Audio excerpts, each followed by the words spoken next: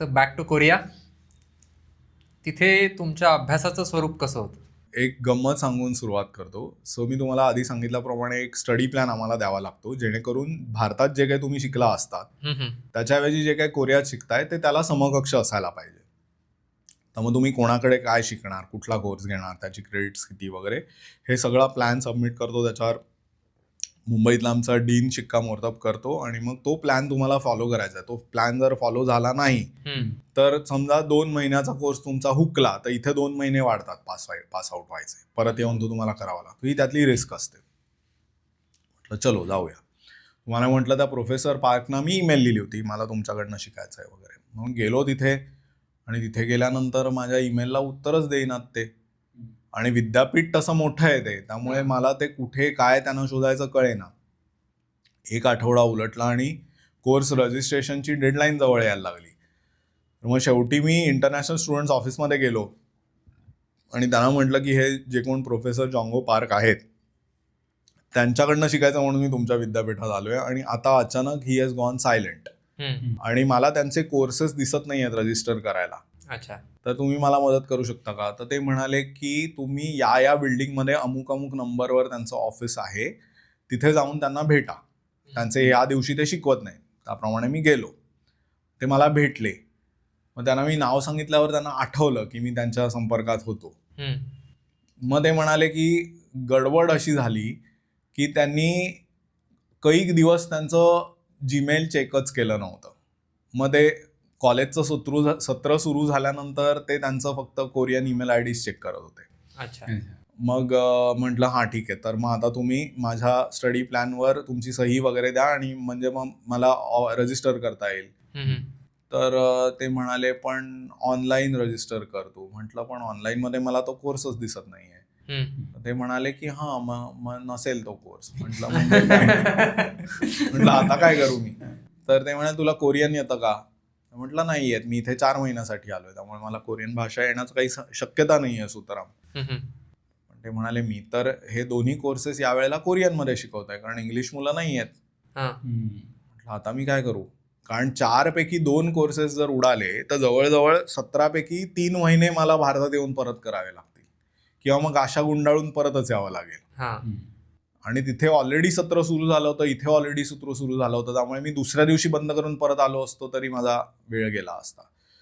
तर मी त्यांना म्हटलं नाही सर असं करू नका, तुम्ही मला काहीतरी मार्ग काढा. ते म्हणाले काय दुसरे कुठले तरी कोर्सेस घे तू जे इंग्लिशमध्ये शिकवले जात आहेत. आता ते तिथं विद्यापीठात डिझाईनचा विभाग नसल्यामुळे दुसरे जे काही इतर कोर्स होते त्यातल्या त्यात जे माझ्या उपयोगाचे ते होते ते मी आधीच घेतले होते. पण दुसरे काही मला तसे विषय दिसत नव्हते आणि मला मुळात त्यांच्याकडनंच शिकायचं होतं ना. तर मी जरा आग्रह केला त्यांना की तुम्हीच शिकवा, तुम्हीच काहीतरी मार्ग काढा.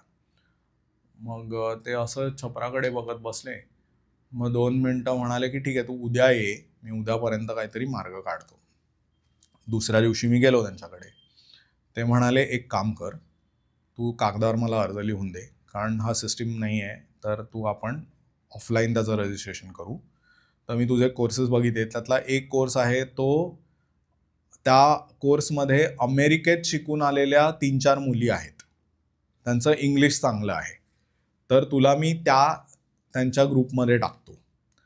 मग मी वर्गात त्याच्यात शिकवायचं बरंच होतं कारण तो सिनेमॅटोग्राफीचा कोर्स होता, खूप प्रॅक्टिकल होता, पण ते बोलणार जे होते ते सगळं कोरियनमध्येच होतं, पण त्यांच्याकडे इंग्लिश प्रेझेंटेशन होतं. सो त्यांनी ते पॉवर पॉईंट मला दिलं आणि त्यांनी सांगितलं वर्गात जे मी काही बोलतोय ते त्या मुलींशी मी बोललोय त्यांच्याबरोबरच बसायचं तू रोज.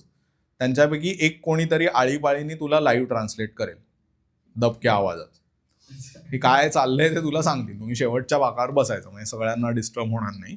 ते लाईव्ह ट्रान्सलेट करतील तुला आणि मग तुला ते समजेल. म्हटलं ठीक आहे.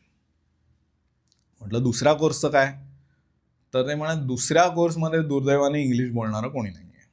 पण दुसरा कोर्स होता जो फिल्म ॲनालिसिसचा कोर्स होता. म्हणजे ते वेगवेगळ्या जागतिक चांगल्या फिल्म्स दाखवून मग त्याच्यावर चर्चा आणि मग त्याच्यामध्ये सिनेमॅटोग्राफी कशी केली आहे किंवा तुम्ही त्यातनं एक फिल्म मेकर म्हणून काय शिकू शकता वगैरे असं त्याचं स्वरूप होतं. त्यांनी सांगितलं की ह्याच्यामध्ये बहुतेक भाग हा क्लासरूममध्ये शिकवायचा नाही आहे. तुम्ही पाहून शिकताय, त्या फिल्मला रिॲक्ट करताय, लिहिताय वगैरे, तर तू इंग्लिशमध्ये लिहून दे उत्तरं, ती मी असेस करीन.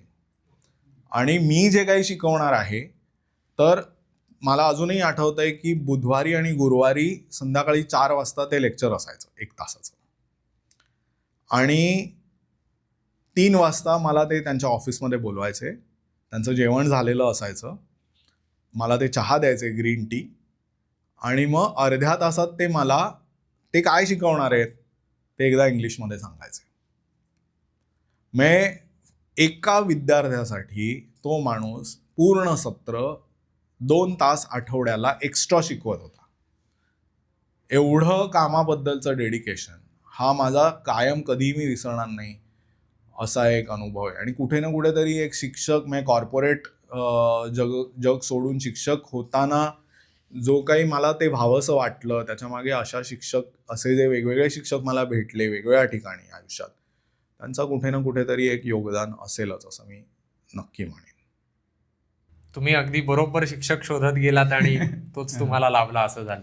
मी आता गुरु शिष्य परंपरा आहे तिथे, बरोबर, कोरियामध्येही आहे. कारण शेवटी बौद्ध हिंदू संस्कृतीची बरीच सामायिक मुळं आहेतच ना. आणि ते म्हणजे आपल्याकडे कोरियामध्ये मला तुम्ही फरक म्हणाल ना तर गोष्टी खूप सिस्टमॅटिकली होतात. म्हणजे आज मी केलं काहीतरी, आगळपगळ नाही. किंवा तयारीशिवाय ते काही करत नाही. आणि तोच संस्कार माझ्यावर झालाय. म्हणजे आणि मी जिथे शिकवतो तिथे पण तीच पद्धत आहे की तुम्ही वर्गात जाणार आहात तर तुम्ही 4 तास घालणार. तुमची मुलं त्यांच्या आयुष्यातली 4, 5, 6 तास देऊन तुमच्या समोर येऊन बसणार आहेत. त्यामुळे तुम्ही तयारी न करता जायचंच नाही. किंवा केवळ तुम्ही अभ्यासक्रम देता हे पुरेसं नाहीये. तुम्ही काय काय शिकवणार आहात, त्याचा काय उपयोग आहे, ते कुठे त्याचं उपयोजन होईल.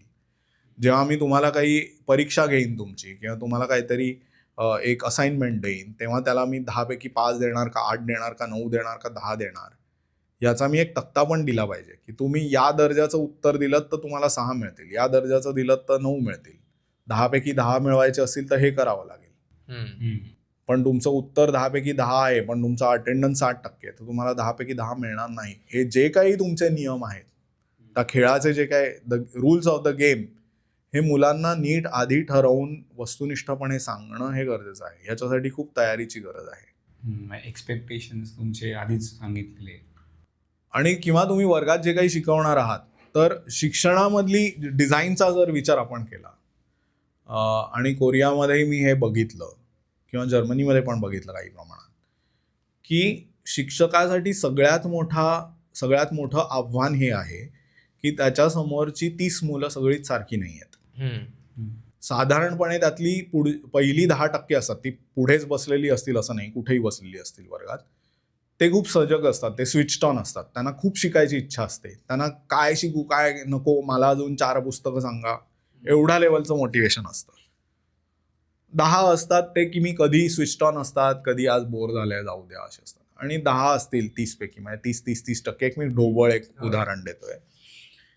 त्यांना काही देणं घेणं नसतं वर्गात काय चाललंय की मला डिग्री मिळवून बाहेर पडायची किंवा एखाद्या विषयामध्ये ते त्या शेवटच्या गटामध्ये असतात. बाकीच्या विषयांमध्ये ते जास्ती स्विच्ड ऑन असू शकतील. तर या तिघांनाही उपयुक्त होईल असं तुम्हाला शिकवायचं आहे. हे खूप कठीण आहे. जो अगदी ज्याला रस नाही अशा विद्यार्थ्याला किमान बेसिक गोष्ट कळली पाहिजे, त्याला कुठे काही कमी राहता कामा नये. पण त्या लेवलला शिकवत असताना तुमचा जो सगळ्यात प्रेरणा घेऊन शिकायला अतिशय सजग आणि उत्सुक असलेल्या मुलाला हे काय मला कंटाळवाणं डमडाऊन करतायत असंही नाही वाटलं पाहिजे. सो डिझाईन सगळीकडे आहे. आणि हे मी कोरियन विद्यापीठात असताना ही प्राध्यापकांची तयारी जी होती किंवा मुलांकडनं करवून घेणं गोष्टी हे मी तिथे पाहिलं. म्हणजे आता IIT मध्ये होतं तसंच तिथे आहे, पण IIT भारतातल्या सर्वोत्कृष्ट विद्यापीठांपैकी एक आहे आणि डोंगुक त्यांच्या टॉप विद्यापीठांपैकी एक नाहीये.